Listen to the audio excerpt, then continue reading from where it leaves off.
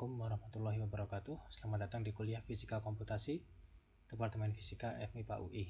Di video kali ini kita akan membahas tentang dua hal, yaitu yang pertama adalah interpolasi menggunakan Fourier transform, dan yang kedua adalah fungsi interp ft untuk mengimplementasikannya dalam oktav. Jadi seperti yang kita lihat di video sebelumnya, bahwa kalau seandainya kita melakukan interpolasi polinom derajat n terhadap n plus 1 data, maka kita akan mendapat sebuah fenomena yang disebut fenomena rung. Di sini kalau kita melakukan interpolasi derajat 6 terhadap 7 data ini, maka kita akan mendapatkan ini ya, sebuah osilasi yang sesuai pangkatnya. Jadi karena pangkat 6, maka akan menjadi osilasi seperti ini. Nah, ini terjadi karena kita melakukan interpolasi lebih dari yang kita butuhkan. Nah, salah satu cara untuk mengatasinya, di sini kita akan menggunakan interpolasi Fourier transform, yaitu interpolasi menggunakan fungsi trigonometri. Kalau sebelumnya kita di Kubixplan telah membahas interpolasi dengan range tertentu, jadi range ini fungsinya berbeda, maka sekali ini kita nggak melakukan itu. Jadi kita menggunakan satu fungsi untuk semua interval seperti ini. Hanya saja kita punya asumsi baru, yaitu asumsi bahwa fungsinya periodik. Fungsi periodik apa? Kalau tadi di sini hanya 0 sampai 6 saja, kita asumsikan bahwa dia bukan 0 sampai 6 saja, tapi berulang-ulang. Dari 0 ke 6 sampai 6, 12, dan nanti minusnya juga, min 6, 0 sampai 12 juga berulang. Jadi naik, turun, naik, turun, naik, turun, naik, turun.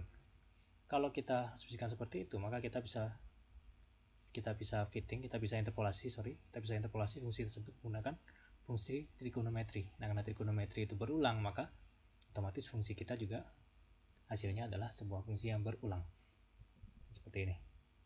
Jadi dia terdiri dari 3 jenis fungsi trigonometri. Oke. Nah, bagaimana cara menentukan frekuensi yang cocok? Jadi, berapa sih nilai yang dalam X-nya ini? Kemudian berapa sih konstantanya? Untuk melihat itu kita perlu melihat sebelumnya adalah analisa Fourier transform. Dan spesifik karena kita melakukan secara numerik, maka kita melihat discrete Fourier transform. Itu merupakan analisa Fourier transform menggunakan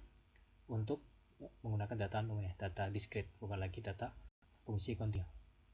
Dan metode yang dipakai dalam ini adalah fast Fourier transform (FFT). Contohnya di sini, kalau kita punya fungsi periodik seperti ini, maka kita set ya, meskipun tadi dari 0 sampai 6, maka kita ambil cukup 0 sampai 5-nya saja. Karena yang 6 secara periodik dia berbalik ke 0.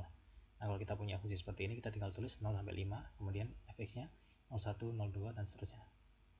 Nah, untuk seperti ini, maka kita tinggal panggil fk sama dengan fft fx. Jadi kita melakukan fast Fourier transform dari fx.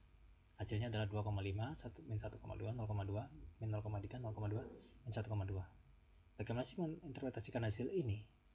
Itu adalah kita perlu mengingat ya, namanya hasil Fourier transform. Jadi kalau kita plot ini, maka hasilnya seperti ini. Ini untuk f-nya saja.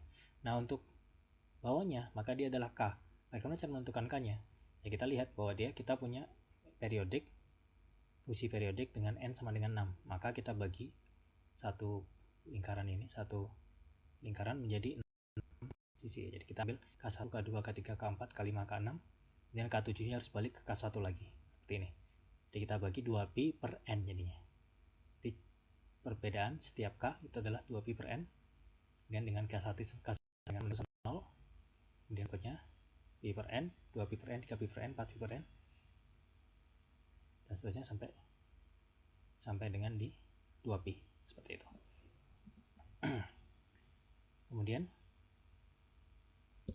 kita juga ingat ya bahwa dia adalah satu pasang. Jadi ada fungsinya, bukan cuma FFT, tapi ada fungsi IFT. Jadi inverse fast Fourier transform dari FK. Kalau kita masukkan di sini fx-nya, kita dapat FK. Dan kalau kita masukkan ke IFT, kita dapat FT. Seperti ini. Nah, kita lihat dari IFT dari FK, kalau kita masukkan lagi dia ke IFT, maka kita dapat 0,1, 0,2, 0,5, 1, 0,5, 0,2. Seperti ini. Nah, interpolasi Fourier transform itu berdasarkan dari hasil FFT ini. Ini kalau kita lakukan interpolasinya, Maka contohnya seperti ini. Ini FK-nya seperti ini ya, 2,5 min 1,2, 0,4, 0,3, 0,4, min 1,2. Seperti ini. Nah, kalau kita melakukan interpolasi, kita nggak perlu lagi lihat ini ya, FFT, tapi kita cukup melihat bisa menggunakan satu fungsi, yaitu inter PFT. Kita masukkan fx, kemudian length x1, x. Di sini kita melihat fx-nya saja. Di fx-nya berapa, kemudian kita interpolasi ke jumlah n yang lebih banyak. Tadi kan cuma 6, 0 sampai 6 doang, 0, 1, 2, 3, 4, 5, jadi 6 data aja. Kita interpolasikan ke data yang lebih banyak. Tapi harus hati-hati, bukan lagi dari 0 sampai 6, tapi dari 0 sampai 6 min delta ini, 0,02. Kenapa? Karena di 6 itu harus balik lagi ke 0 ya, karena sifat fungsinya adalah periodik. Kita dari 0 sampai ke 6 kurang dikit gitu ya, seperti itu. Kenapa? Karena 6 harus balik ke 0 lagi. Nah, ini kalau kita lakukan, kita panggil fungsi ini, maka kita dapat fx seperti ini, min 1 per 6.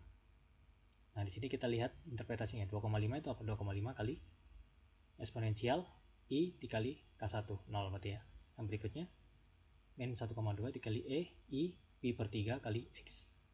Ini k2 nya dikali x. Sini i k3 kali x. Sini i k4 kali x, i k5 kali x, i k6 kali x. Seperti itu. Dan masing-masing fk-nya ini masuk ke konstantanya ini. Dan yang 1 per 6 ini jadi pembaginya. Muncul dari mana ini? Dari definisi inverse fast Fourier transform dalam slide sebelumnya. Jadi untuk merangkum, kalau kita punya n buah data, kalau kita paksakan interpolasi polinom derajat n-1, maka kita akan mendapat fenomena room, di mana ada osilasi di luar yang kita inginkan. Nah, untuk menyelesaikannya menggunakan fast Fourier transform, kita bisa menggunakan namanya interpolasi Fourier transform, yang komennya bisa menggunakan fungsi interp PFT ya, interp PFT. Yang inputnya adalah fx dan yang berikutnya adalah jumlah data length xi. Perlu perhatikan bahwa xi-nya harus periodik, jadi jangan ikutkan yang 6-nya, tapi cukup 6 min sedikit. Atau ini berapapun periode yang dipunya, seperti itu. Oke, jadi seperti itu pembahasan kita hari ini. Terima kasih atas perhatiannya. Sampai ketemu di video berikutnya. Assalamualaikum warahmatullahi wabarakatuh.